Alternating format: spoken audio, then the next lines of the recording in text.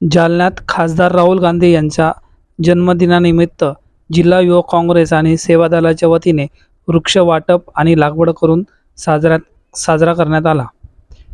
यावेळी उपस्थित मान्यवरांनी नागरिकांना वृक्षाचे वाटप केले। तसेच जागतिक वातावरणातील होणाऱ्या बदलांच्या दुष्परिणामांमुळे वाचायचे असल्यास वृक्ष लागवड करणे हे फायदेशीर आहे याचे महत्त्व समजावून सांगितले।